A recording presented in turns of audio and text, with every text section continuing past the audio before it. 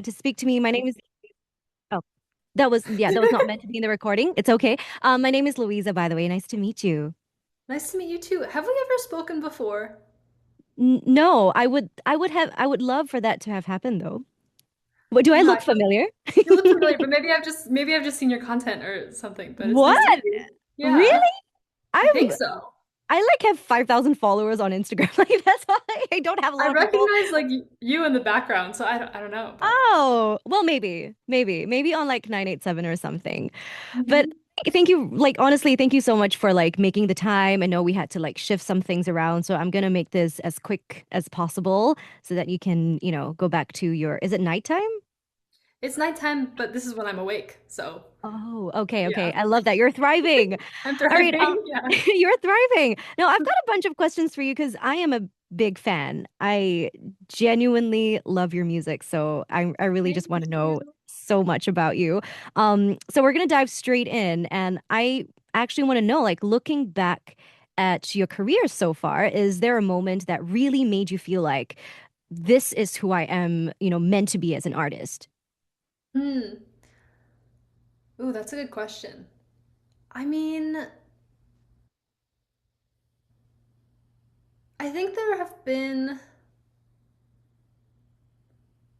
Like was a maybe were show. there like times where There you're like doubting yourself or like, yeah, I got this. I feel like there have been some shows where I'm playing the piano and it's like I'm opening for someone and it's this big like stadium or arena or something crazy and I'm just like, but it's also just me and my piano. Like it just feels Mhm. like me at home in my living room and not like I'm a showman and I need to like put Yeah. on this big spectacle. And I think like there's a time I'm remembering when I opened for the Jonas Brothers in like a soccer field stadium and I was literally just like in my living room mentally. No, Oh, wow. I think that was kind of a confirmation of like, yeah, I'm the piano girl. I'm the one who, grew up on Regina Spektor and Fiona Apple and Feist and like these sort of more singer-songwriter artists, even though I do exist in the pop landscape for sure, but my influences come from there. I love that. And that's so cool that you opened for the Jonas Brothers. We love them here in Singapore as well. As you should. They're incredible. They are amazing. Well, I think that it's kind of cool that, when you are playing the piano, you're doing your music and everything, it doesn't feel like you're not comfortable, like you're happy doing it. It doesn't feel like like too much of a crazy experience. And I think that's what makes you so cool. Thank you. I mean, I feel like I often discover a lot about myself when I'm writing stuff that I don't Mm. even consciously know, but my like Right. subconscious does, and it all just comes out at the piano. I love that. And you know what? It's so funny because it lines up so well with my second question because I wanted to know like if you're not writing or performing, how do you actually like recharge or find inspiration because you're so good with your words. So I want to know like is it word vomit to you? Does it come naturally? Do you sometimes need to like take a break? Thank you. That's a very high compliment. I mean, I just came back from a phoneless walk for like an hour and a half. That was very important. I love that. Um, I've been really trying to be on my phone less and like I was doing a painting project earlier because I wasn't feeling musically creative today, but I was like, I still need to get my art out in some way. The Mm. project went awry and it ended up actually really stressing me out. But in general, arts and crafts are really awesome. Well, it's meant to um, be relaxing, it's meant not to be to stress relaxing, you but out. yeah. Other than paint, like Um, what else do you do? Like do you knit or what do you like I crochet or do I do embroidery. That's kind of the main one that I Oh, tend to that's so do. fun. Um, But even just like I'm redesigning my room. Because the album is done and that was such a big focus in my head for so long. I'm trying to find something to focus on to like not spiral before tour where I have a schedule and I have things to do. But there's this month in between and before Yeah. before the show in Singapore that I'm so excited for Cloud9. Um, so yeah, I think just having fun with aesthetics and colors and like visual stuff is sort of where my head's at right now. You like stimulate your brain. I love that. Yeah. That's amazing. Now, you mentioned a little bit about your album. I love the title, Tales of a Failed Shapeshifter. That is Thank you. really interesting. It has such a unique title. Honestly, the aura to your album is very, very unique as well. And if you could like sum up the feeling of this album in one word, what would it be and why? But no stress. If you have more than one word, you can go and like you can tell me about it, express it. I'd say persevering Mm. because it's an album that I made with a lot of persevering.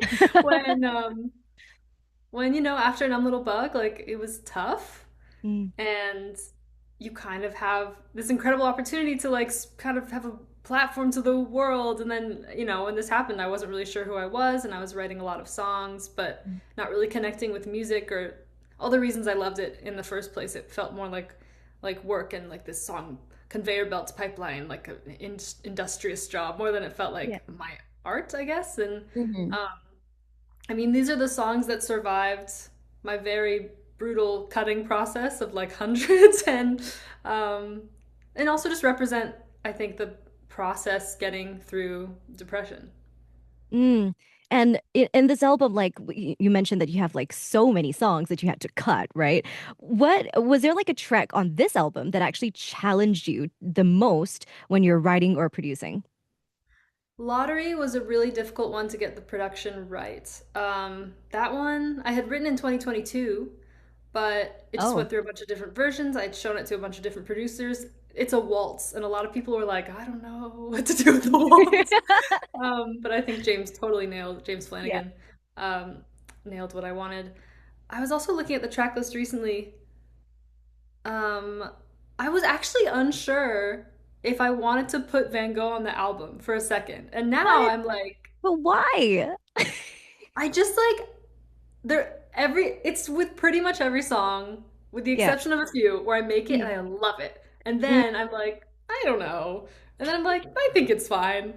And it's just this kind of like crazy, but you know what? It's so in line with the idea of Van Gogh because it's about being so like making art all the time. You never really know what's good, and your self-worth is, what people see is so different to how you see Yeah. yourself. And I had that experience with that song. Of um, course.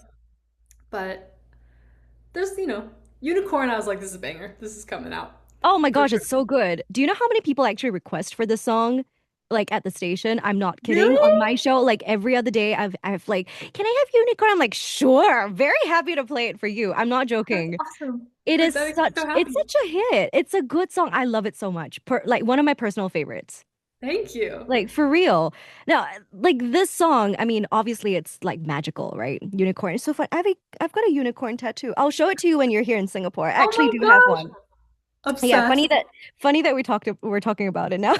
Yeah, and so it's so colorful. I love Oh, it. thank you. I love it. This is my only color tattoo. But I'll show it to you when you're here in Singapore. I can't wait to see you and like, Yeah, me invade your too. space. Not creepy at all. Anyway, we're gonna go back to the interview because I stray a lot. As do I. When I get like very excited about stuff. Let's talk about your song, Unicorn. This has a very like magical yet very emotional energy to this song. That's how I feel. I don't know if that's what you were, trying to convey, but it's a beautiful song. I love it. I would like to know what inspired the writing of the song and what do you hope listeners actually take away from it? I was on a break with my now ex-boyfriend, Oh, and I was okay. still into him, and I think everyone in my life was just like, this is not the right person for you. And to be honest, they were right. But I was still like, I was just like, I want to be seen by him, and I want him to watch my stories and like, I don't know, all that toxic girl stuff. And, like I think it was a really hard emotion, and I just wanted to write a sort of fun song about it. So the idea of like, I'm your unicorn is like, I'm your special snowflake. Like, I'm the one, Oh, like, I'm calling myself the one that got away. you, um, that works. you gotta own it. Yeah. Yeah. Certainly didn't feel that way at the time, but That's that's why okay. we That's turn your things around girl, with that's your song. narrative, like you Yeah. gotta own it and you turned it into such a beautiful song. But that's what I wanted to ask you because like like the song itself is actually really heavy if you kind of, strip it down, right? And when you're writing about any of your songs, like about something so heavy, what actually tells you like, okay, like, this feels right, I'm gonna go with it because I have noticed that you are really so good at creating, such light-hearted music with heavy meaning and or backstories, which makes it very easy to listen to. So it's easy for us to love it. But when you look at the lyrics, you're like, oh, I think I mean music has always just been how I processed tough stuff. It's not very Yeah. often that I'm like happy and I'm like, let's go write a song. Like that's not really the case. It usually comes from, the tough emotions. And I think, I've tried to make songs where the instrumental matches the lyrics more and it just doesn't feel me. Like there's something about me where I want everything to feel playful and quirky because that's who I am as a person. And like I have a dark sense of humor and I will be very quick to like, I mean, for instance, this this this art project that I just did. Yeah. I was Yeah. painting these stripes on this frame and it was going awry and I was just like I'm about to lose it. I'm about to lose it over these stripes. Like I was going to have a full breakdown, but then it's like of course it's not about the stripes, but it's I was just laughing also because I was like why am I crying over stripes on a frame that I'm painting? And I feel like that kind of describes me perfectly where it's like it's a little fun, quirky, silly, colorful, but it's also You're like like crashing out over the stripes. it was something deeper in there for sure, but the stripes are just what really brought it out, and I feel like yeah, that's the album. That is okay, yeah, I can see it. That's hilarious. That's funny. I know, you know what? I'm like that too. I crash out over like this like the silliest, the smallest things. And I'm like, why am I crying? Why am I crashing out? But it's more than that. There's always so much deeper, like so much more than what we're crashing out over. But that's kind of hilarious. I'm sorry I laughed. No, you should, as you should. I'm glad we got a good story out of it because I spent No, so long painting them too. Oh we we do. No, I am excited to actually meet you in person. You look like so much fun. I don't know. I think I will get to meet you in person, hopefully. yes, Because you're coming to Singapore very soon on the 9th of May. It's gonna be a long flight for you, I'm assuming. A yes, long but journey. I'm so good at sleeping on planes. That's a specialty. Amazing. Amazing. So you won't be tired when you land in Singapore. We're gonna have you for Mediacorp Cloud 9, of course, this 9th of May 2026. What are you most excited about for this show and the crowd here? I've just never been to Asia at all, so This is your I'm first time. this is my first time, and it's You're gonna been love it.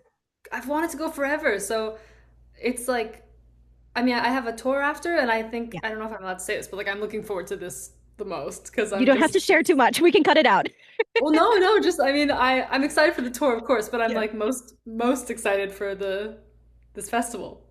It's gonna be fun, especially if it's your first time in Singapore.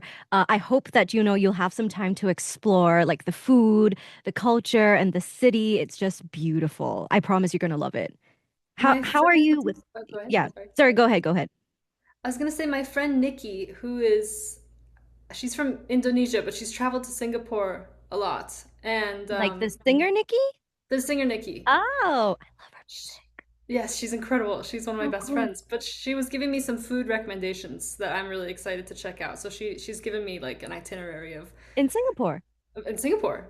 Oh, that's amazing. I love that. Okay, I'm excited for you. I honestly think you're gonna love it here. How do you do with the heat? Like I with, can do heat. It's the cold I can't do. Heat is fine. okay. It's really humid here. So just so you know, you might be sweating buckets. Okay, good to know. So pack light. All right.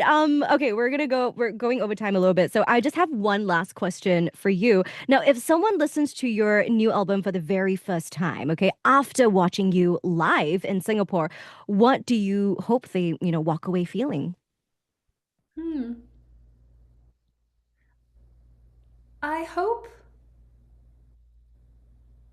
I mean, I think it's. I hope that they can feel less alone, and I hope that they can feel a lightness in the dark. Which I know when I say that sounds really dramatic, but like that's sort of. I feel like that's the point of me as an artist is to be Mhm. like, sure, we're in the dark together, but we're holding hands, and I'm holding a flashlight, and we're like doing our little dance, Like, and diddly. that's what I want my music to be. Well, your music is exactly like that, I have to say. Like, if it's makes you feel any better, I do feel that way when I listen to your songs. So thank you for doing what you do. And I'm very excited for Singapore to actually experience you in person. We're all very excited to have you.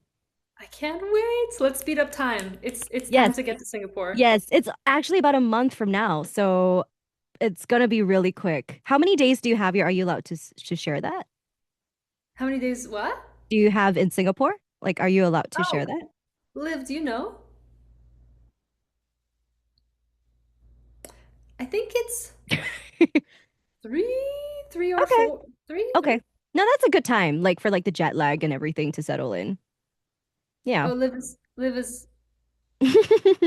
No, this is just off interview question. I was just wondering like how many days just Oh, oh, yeah, yeah, that's yeah. No, about it. go ahead. Yeah, yeah. No stress. Okay, it's gonna be fun. We're so excited to have you. I'm a big fan. I can't wait to meet you. Honestly.